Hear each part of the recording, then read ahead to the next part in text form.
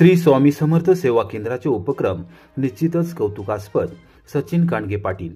कोरेगाव येथे केली श्रींची आरती. कोरेगाव येथील श्री स्वामी समर्थ सेवा केंद्राचे उपक्रम निश्चितच कौतुकास्पद आहेत. समर्थ भक्तांच्या आग्रहाखातर भव्य मंदिर उभारले जात असून त्यास सर्वतोपरी मदत केली जाईल अशी ग्वाही रहमतपूरचे सहाय्यक पोलीस निरीक्षक सचिन कांडगे पाटील यांनी दिली. कोरेगाव येथील श्री स्वामी समर्थ मंदिरामध्ये गुरुवारी सायंकाळी 7 वाजता कांडगे पाटील यांच्या हस्ते श्रींची आरती करण्यात आली. त्यानंतर त्यांनी भक्तांशी संवाद साधला.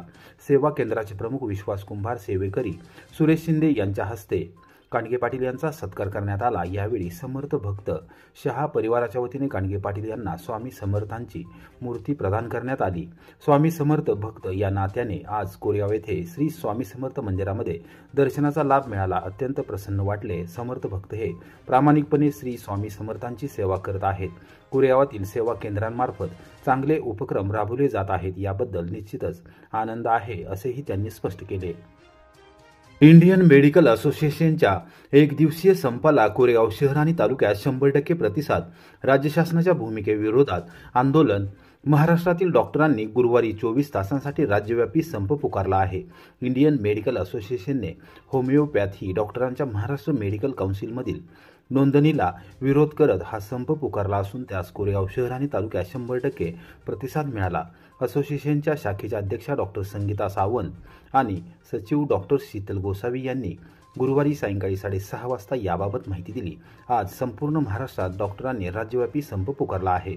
इंडियन मेडिकल असोसिएशन या संघटनेच्या नेतृत्वाखाली हा संप पुकारण्यात आला आहे. शासनाच्या एका निर्णयाला विरोध दर्शवण्यासाठी डॉक्टरांनी हे पाऊल उचलले आहे. हा संप गुरुवारी सकाळी 8 वाजल्यापासून सुरू झाला असून तो शुक्रवारी सकाळी 8 वाजेपर्यंत चालणार आहे. या काळात सर्व खासगी रुग्णालयांमध्ये आरोग्यसेवा पूर्णपणे ठप्प झाली आहे. शासनाने होमिओपॅथी डॉक्टरांची महाराष्ट्र मेडिकल काउन्सिलमध्ये नोंदणी करण्याची प्रक्रिया पुन्हा सुरू केली आहे. शासनाच्या या निर्णयाला IMAने तीव्र विरोध दर्शवला आहे. त्यांच्या मते होमिओपॅथी शिक्षण घेतलेल्या डॉक्टरांना ॲलोपॅथी उपचार पद्धतीचा अभ्यास आणि अनुभव नसतो. त्यामुळे त्यांना ॲलोपॅथी उपचार करण्याची परवानगी दिल्यास रुग्णांच्या आरोग्याला गंभीर धोका निर्माण होऊ शकतो. त्यामुळे शासनाने हा निर्णय मागे घ्यावा अशी मागणी डॉक्टर सावंत आणि डॉक्टर शीतल गोसावी यांनी केली आहे. संपाच्या या 24 तासांच्या काळात संपूर्ण आरोग्यसेवा पूर्ण ठप्प झाली आहे. याचा थेट परिणाम रुग्णांवर झाला आहे. कोरेगाव शहर आणि तालुक्यातील विविध रुग्णालयातील बाह्य रुग्ण विभाग अर्थात OPD बंद ठेवण्यात आली आहे. रुग्णालयांमध्ये नवीन रुग्णांची तपासणी केली गेली नाही. तसेच अगोदरपासून ठरलेल्या या सर्व शस्त्रक्रिया रद्द करण्यात आल्या. तसेच नवीन रुग्णांची तपासणी आणि उपचार केले गेले नाहीत. आपत्कालीन सेवा वगळता इतर सर्व सेवा बंद ठेवण्यात आल्या आहेत. IMAच्या डॉक्टरांनी या निर्णयाविरोधात यापूर्वीही सरकारला अनेक निवेदने दिली होती. सरकारने हा निर्णय स्थगित केल्याचे आश्वासन दिले होते. मात्र आता ही नोंदणी प्रक्रिया पुन्हा सुरू झाल्यामुळे डॉक्टरांनी तीव्र आंदोलन करण्याचा इशारा दिला आहे. जर हा निर्णय मागे घेतला नाही तर भविष्यात आणखी मोठे आंदोलन करण्यात येईल असे IMAने म्हटले आहे. हनबरवाडी धनगरवाडी पाणी उपसा सिंचन योजना टप्पा क्रमांक 2 ची आमदार मनोजदादा घोरपडे यांनी केली पाहणी. कराड उत्तर विधानसभा मतदारसंघातील पूर्व भागातील दुष्काळी परिस्थिती कायमस्वरूपी संपुष्टात आणणारी हनबरवाडी धनगरवाडी पाणी उपसा सिंचन योजना जलद गतीने मार्गी लावली जात आहे. या योजनेच्या माध्यमातून संपूर्ण परिसर हिरवागार केला जाणार आहे अशी माहिती आमदार मनोजदादा घोरपडे यांनी दिली. गुरुवारी सायंकाळी 5 वाजता आमदार घोरपडे यांनी प्रमुख पदाधिकारी व कार्यकर्त्यांसमवेत योजनेच्या दुसऱ्या टप्प्यातील कामाची पाहणी केली.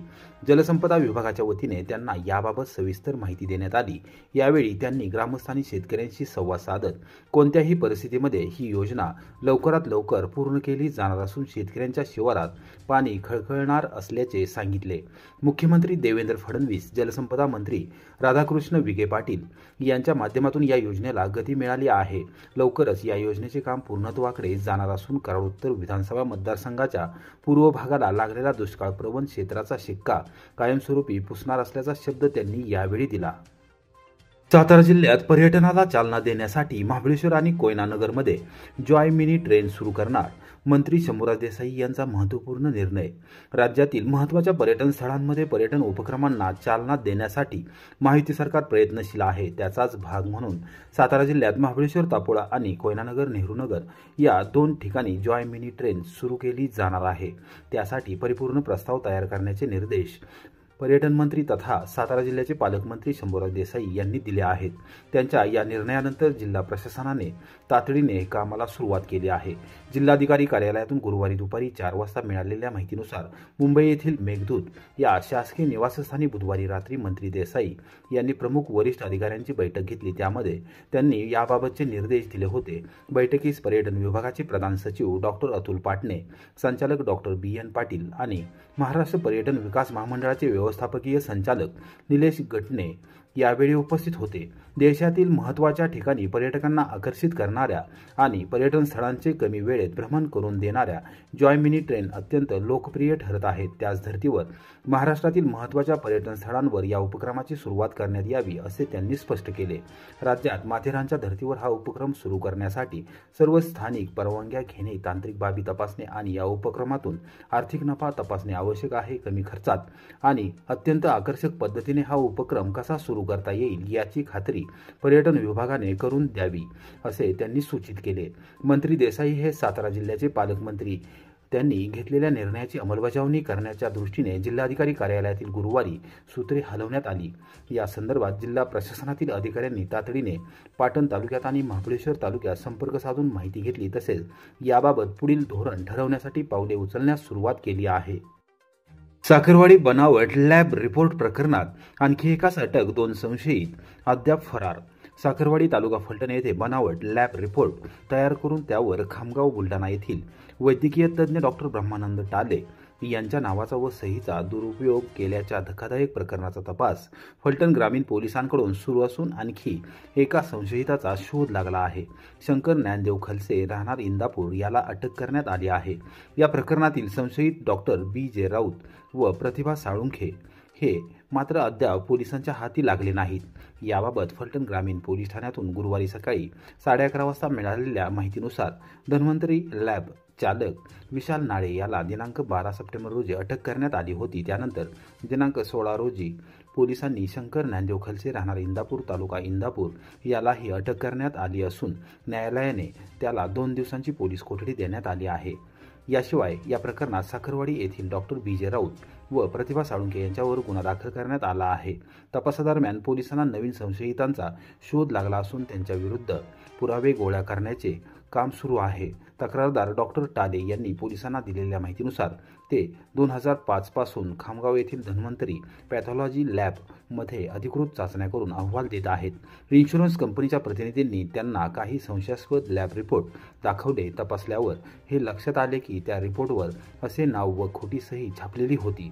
या खोट्या रिपोर्टवर विशाल नाळे याचे नावही छापलेले होते। पोलीस तपासानुसार हे रिपोर्ट खोटे तयार करून रुग्ण व इन्शुरन्स कंपन्यांना देण्यात आले होते।